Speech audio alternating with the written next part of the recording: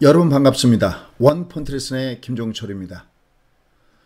국내 경기가 여전히 하락의 늪에서 제대로 벗어나질 못하고 있습니다. 자, 요즘 곳곳에서 상당히 경기가 어렵다는 얘기를 많이 하고 있습니다. 그래서 일부에서는 현재 우리 한국 경제를 지난 IMF 때와 비교해서 이야기하는 데가 많이 있습니다. 자, 그래서 오늘은 먼저 팩트 체크가 필요합니다. 한국 경제 과연 지난 IMF 때처럼 어려운가? 일단 이것을 객관적인 데이터로 이렇게 분석해 드리고요. 그 다음에 여기에 굉장히 큰 변수가 등장했습니다. 바로 트럼프의 대선입니다. 여러분들은 우리나라 경기하고 트럼프의 대선하고 도대체 무슨 상관도가 있을까 그럴 텐데요. 굉장히 밀접한 변수가 있습니다. 바로 두 가지의 핵심 변수인데요. 그중 하나가 미국과 중국의 무역 전쟁 문제와 관련돼서 트럼프의 정책이 바뀔 가능성이 크게 대두가 되고 있고요. 또 하나는 바로 대북 전략도 크게 바뀔 가능성이 내포가 되고 있습니다. 왜 이런 현상이 발생되고 있는가? 그 다음에 우리 한국 경제에는 어떠한 영향이 주는가? 여러분께 살펴보도록 하겠습니다. 자, 일단 먼저 지금의 경기 굉장히 어렵습니다.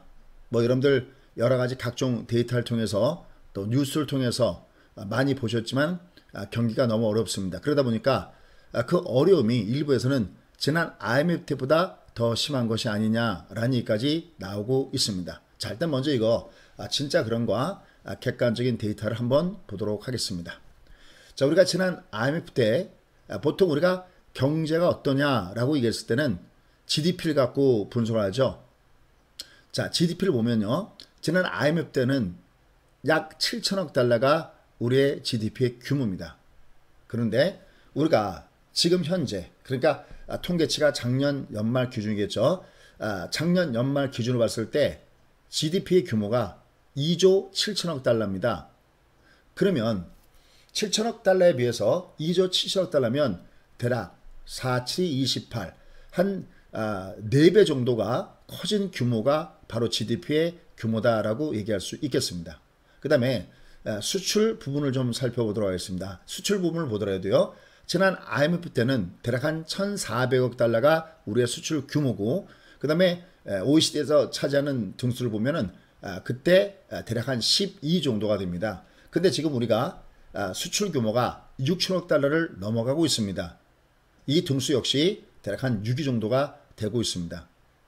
그 다음에 결정적인 부분들이 있습니다. 우리가 지난 IMF를 당했던 가장 큰 원인은 바로 외환보유고죠. 이 외환보유고가 굉장히 필요한 것은 뭐냐면 우리나라 돈은 소위 기축통화가 아니죠. 우리가 외부에서 어떤 물건을 사올 때 예를 들어서 만약 우리가 석유를 사온다. 우리나라 돈을 가지고는 결제가 불가능하죠. 바로 기축통화 달러를 가져가야 우리가 우리가 필요한 물건들을 가지고 외화를 가지고 사올 수가 있습니다.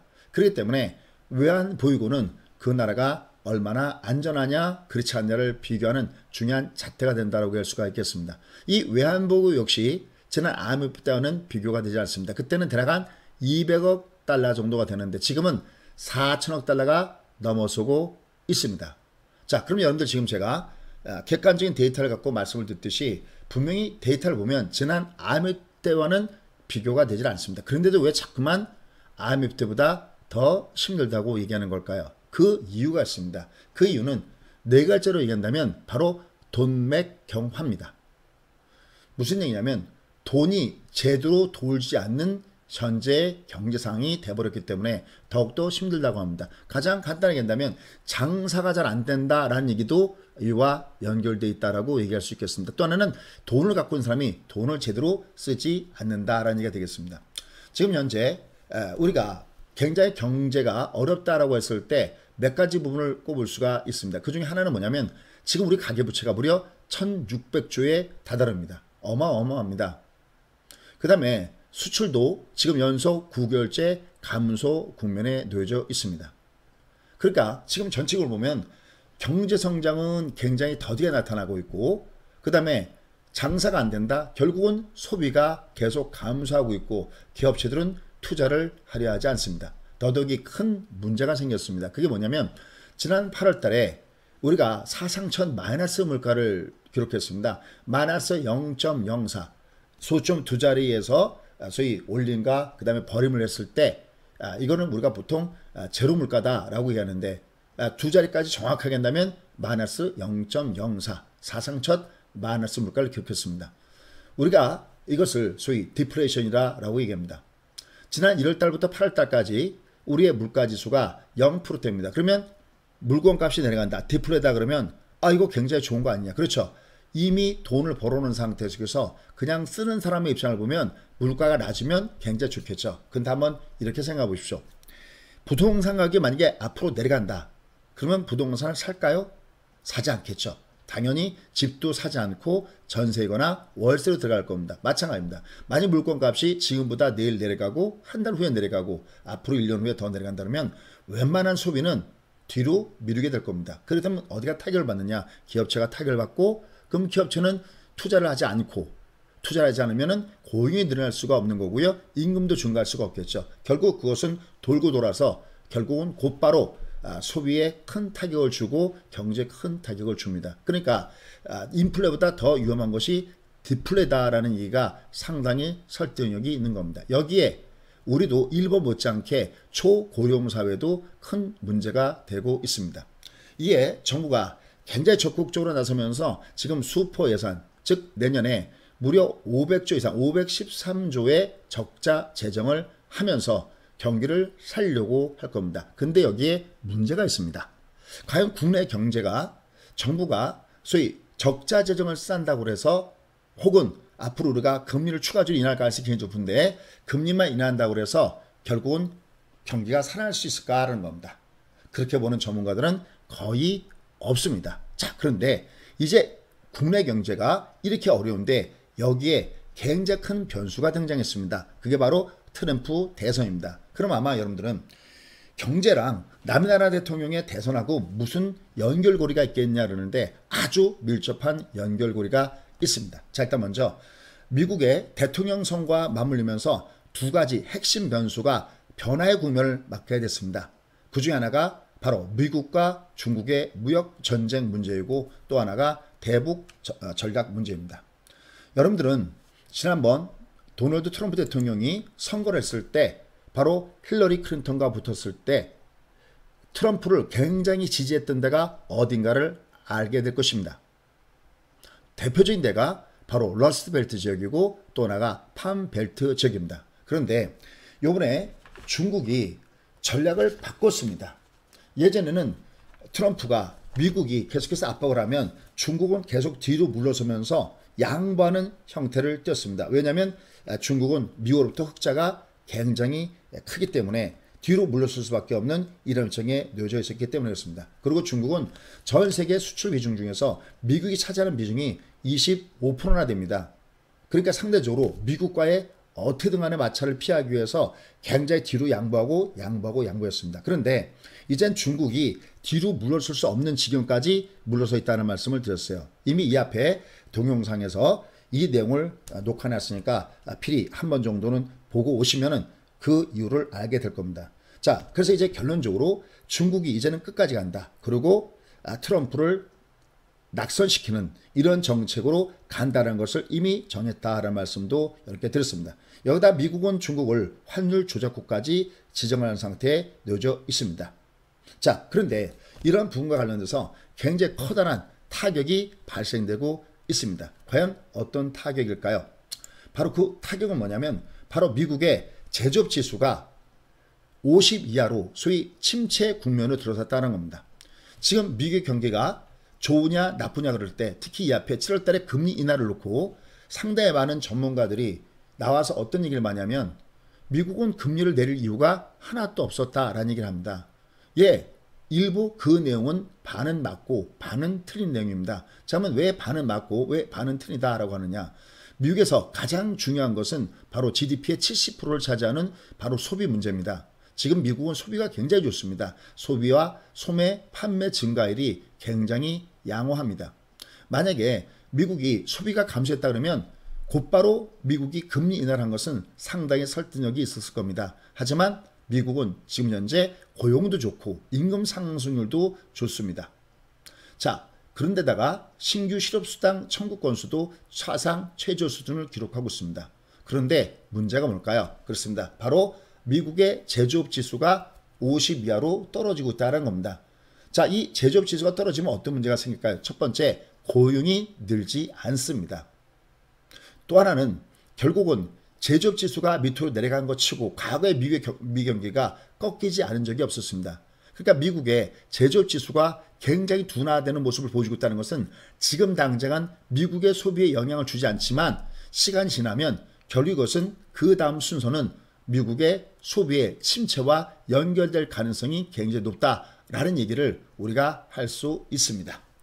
그렇기 때문에 결국 미국은 현재 이러한 제조업 지수가 이렇게 약화된 원인들, 미국이 경기 침체를 불러올 수 있는 이런 원인들, 이 원인들을 어디서 찾고 있느냐? 이건 누구나가 알고 있듯이 바로 미국과 중국의 무역 전쟁 문제, 이게 너무 길어지면서 결국은 이제 미국도 중국에 대한 정책을 바꿀 수밖에 없다라는 겁니다. 더군다나 이미 중국이 이제는 끝까지 간다. 더 이상 물러서지 않는 소위 배수를 치고 있다는 것을 이미 트럼프가 간파했다는 말씀도 이 앞에 이전 동영상을 통해서 말씀을 드렸습니다. 그럼 미국과 중국이 무역 전쟁의 전체적인 전략을 바꾸면 우리 경제는 왜 긍정적이냐라는 겁니다. 우리나라의 경제 곡선을 보면 정확하게 우리나라의 경제 곡선은 환율 그래프와 반비례합니다. 여러분들 환율 그래프가 뭡니까? 바로 달러가 많이 들어오느냐 달러가 들어오지 않느냐에 따라서 영향을 받는 것이 바로 환율 그래프겠죠. 즉 달러가 많이 들어오면, 즉 수출이 잘 되면 우리나라 경제 굉장히 좋고, 수출이 안 되면 결국은 달러가 들어오지 않으면 우리나라 경제는 굉장히 안 좋습니다. 그런데 지금 굉장히 타격을 많이 받고 있는 것이 뭐냐면 미국과 중국의 무역 전쟁 문제로 인해서 전체 무역 규모가 줄고 거기에 가장 타격을 받는 나라가 어디냐? 바로 우리 한국입니다. 그런데 만약에 미국과 중국의 무역 전쟁, 여기에 칼자를 쥐고 있는 트럼프의 정책이 바뀐다면 현재 하락기를 걷고 있는, 내리막길을 걷고 있는 국내 경제에 그래도 조그마나마 하나의 희망이 될 가능성이 있기 때문에 이러한 부분들이 우리한테는 그나마 현 상태에서 기대할 수 있는 하나의 정책 변화다라고 얘기할 수가 있겠습니다. 물론 이것들은 아직까지는 우리의 희망사항일 뿐입니다. 이게 바뀐다고 해서 미국과 중국이 예전처럼 짝짝꿍이 돼서 돌아간다, 이런 부분들은 아닙니다. 미국과 중국은 다름 아닌 패권 전쟁, 지금 무역 전쟁이 끝나더라도 지금 현재 상태에서 기술 전쟁이 나오고 있고, 그 다음에 금융 전쟁이 있고, 뒤로 가서는 군사 전쟁이 있을 것이다 라는 것이 전적인 미국과 중국의 전문가들이 하는 얘기입니다. 다만 지금 코앞에 가장 큰 문제로 대두되고 있는 바로 미국과 중국의 무역 전쟁 문제는 어느 정도 해소될 가능성을 주고 있다는 겁니다. 그 다음에 또 하나가 바로 트럼프의 지지율입니다. 최근 워싱턴 포스트에서 ABC 뉴스와 함께 바로 여론조사를 실시를 했습니다. 지난 7월 달에 트럼프의 지지율이 얼마였었냐면 44%로 나왔습니다. 그런데 이번에 트럼프 대통령의 지지율이 40%를 깨고 내려갔습니다. 지지율이 38%, 30%대로 하락했습니다. 이렇다면 트럼프는 대통령에 당선될 가능성이 점점 희박해진다라고 얘기할 수 있겠습니다. 여기에 트럼프 대통령의 국정수행 지지율을 56%의 지지율을 가지고 국정수행을 지지하지 않는다라는 얘기까지 나오고 있는 상황이 되고 있습니다. 그 다음에 트럼프가 정책을 잘한다라는 지지율은 지난 7월 달에 50% 이상이었는데 지금은 50% 아래 46%로 하락한 상황이 놓여져 있고, 또 하나 굉장히 중요한 것이 앞서 설명드렸던 대로 중국과의 무역 협상에 대해서 지지하지 않는다가 56% 나왔습니다. 그리고 이제 더 이상 중국과의 무역 부분에 대해서 이걸 지지하지 않는다가 56%, 그 다음에 지지한다는 35%밖에 되질 않습니다. 그렇기 때문에 트럼프의 정책은 이미 앞서 설명드렸던 대로 바뀔 가능성이 굉장히 높게 대두가 되고 있다는 것을 염두에 두고 여러분들은 현재 흘러가는 정세를 한번 볼 필요가 있다라고 얘기할 수 있겠습니다. 자, 그 다음에 두 번째 굉장히 중요한 부분이 있습니다. 그것이 뭐냐면 바로 트럼프가 슈퍼 매파로 불리우는 존 볼턴을 전격 경질을 했습니다. 그것도 트럼프의 스타일대로 역시 트위터에 글을 올리는 방식으로 해고를 통보를 했습니다. 북한 비핵화 협상에 있어서 항상 가장 강경한 입장을 고수해온 볼턴 보좌관이 하차함에 따라서 미국이 대북 협상 기조에 심이 실는 것이 아닌가라는 얘기가 나오고 있습니다. 자, 지금 2대 변수 중에서 하나가 미국과 중국의 무역 협상 문제라면 두 번째는 바로 대북한 관련된 전략입니다. 자, 그러면 이것은 왜 그럴까요? 예전에 아버지 부시 대통령이 걸프전 이후에 지지도가 90% 장이나 됐으면서 결국은 재선에 실패했던 가장 큰 원인은 뭘까요? 그것은 바로 여러 차례 이렇게 말씀드렸던 대로 이코노미, 스투핏, 바보야, 중요한 것은 경기야. 그래서 바로 빌 클린턴 대통령이 인기가 무려 90%나 갔던 아버지 부시 대통령을 물리치고 대통령에 당선됐습니다. 그러니까 트럼프 대통령의 양대 대선 당선의 전략을 보면 가장 먼저 프라이머리 키는 역시 무엇보다도 경제입니다. 자, 제가 지금 여러분께 이 유튜브 동영상을 촬영하고 온 여기는 바로 미국의 워싱턴에서 40분밖에 안 되는 위치에 있습니다. 제가 여기 와서 우리나라 교포분들을 몇 분 만나봤습니다. 여전히 일본은 이번에 트럼프가 무조건 당선된다라고 얘기하는 교민들도 있고요. 이런 얘기까지 하는 사람들도 있습니다. 이것도 한번 뉴스에 났던 건데 민주당에서 그 누가 나오더라도 트럼프를 이길 수 있어 이렇게 얘기하는 사람이 있었습니다. 근데 바로 오늘 제가 아마 제가 항상 여러분께 말씀드리는 강의 중에서 닥터 부부 얘기를 한 적이 있었습니다. 근데 사실 오늘 제가 닥터 부부와 같이 식사를 했는데 아주 정확한 정답을 내놨습니다. 선생님은 과연 트럼프가 당선될 거로 보십니까? 아니면 재선에 당선되지 않을 거로 보이십니까? 이분의 답이 정확하게 선거라는 그 당시, 그러니까 내년 11월 얘기했죠. 내년 11월까지 미국의 경기가 어떻게 됐냐가 관건이다. 지금 아무리 트럼프가 당선된다, 당선되지 않는다 해봤자 아무런 의미가 없다. 결국은 중요한 것은 경제다라는 얘기를 하고 있습니다. 굉장히 설득력이 있는 얘기입니다. 여러분들은 어떻게 생각을 하십니까? 여기에 바로 세컨더리 키 두 번째로 작용하는 것이 뭐냐면 바로 대북 문제입니다. 트럼프 대통령은 입만 열었다면 항상 경제 자랑을 하고, 그 다음에 두 번째는 계속 북한이 미사를 쏴대도 항상 얘기하는 것이 있습니다. 이것은 우리의 약속을 어기지 않았어. 그리고 여전히 나는 좋은 친구 관계를 유지하고 있어. 이건 뭐냐? 트럼프 대통령이 과거 역대 그 어느 대통령도 해내지 못했던 바로 북한 문제를 해결하는 최초의 대통령이라는 이미지를 그대로 가져가려고 하는 것이다라는 분석들이 계속해서 워싱턴 정가를 통해서 나오고 있습니다.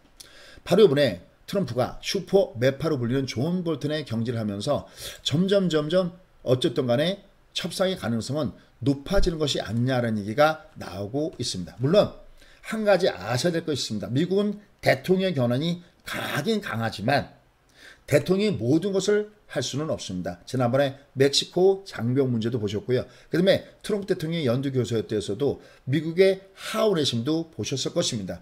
자기 마음대로 할 수는 없습니다. 그런데 지금 워싱턴에 바로 국회에 중요한 자리를 차지하고 있는 상원과 하원, 민주당, 공화당, 민주당 대부분 문제에서는 굉장히 강경한 입장을 갖고 있기 때문에 트럼프 혼자서 모든 것을 하지는 않습니다. 다만 이런 것들이 어떤 분위기, 또 주식시장의 입장을 보면 어떤 경험주들이 요새 순간적으로 움직이는 모습들을 보여주고 있는데 이런 전체적인 분위기를 갖다가 끌어당길 가능성은 높다라는 쪽에서 바로 슈퍼매파인 소위 존 볼턴을 경질한 것은 이 트럼프의 정책이 가장 내세우는 이 두 가지 정책이 달라질 가능성이 현재 나오고 있다는 얘기를 우리가 할 수가 있습니다. 그 외에도 미국의 의원들은 중국에 대해서도 여전히 강경한 목소리를 내고 있습니다. 그래서 미국의 상원 의원들이 남중국해, 동중국해에 대해서 불법 해미 제재 법안을 발의한 것도 이와 무관하지 않습니다. 그러니까 이것이 금세 어떻게 바뀐다 이렇게 할 수는 없습니다. 다만 이러한 정책들이 그동안에 굉장히 어려웠던 우리 한국의 경제에 어떤 조그마한 등불이 되지 않을까, 한 번 정도는 지켜볼 문제가 있다라는 겁니다. 그러니까 국내 경제는 내부적인 문제도 있고 외부적인 문제가 있는데 일단 이 외부적인 문제가 어느 정도 해소가 되지 않겠나라는 부분에서 조심스럽게 이것에 대한 추이를 바로 대통령 선거 내년 11월 3일이죠. 이때까지 어떤 변화 조짐이 나타나는지 우리는 예의주시해야 되겠고요. 그러한 사항이 나올 때마다 여러분께 계속해서 빠르게 정확한 분석을 가지고 만나 뵙도록 하겠습니다. 자, 저희가 여러분 덕분에 구독자 수가 1만 명이 돌파를 했습니다. 저희가 이벤트 하고 있는 거 알고 계시죠? 많은 분들이 이벤트에 응모하고 계신데요. 많이 응모하셔서 여러분들 좋은 결과 또 여러분한테 좋은 행운이 있길 바랍니다. 항상 열심히 들어주시고 구독과 좋아요 누르시는 분께 감사 말씀을 드립니다. 자, 오늘도 이러한 내용들이 여러분께 도움이 됐으면요. 주변 분들한테 한번 이런 내용들이 있으니 한번 들어보지 않겠냐라고 한번 권해주시면 정말 진심으로 감사하겠습니다. 고맙습니다.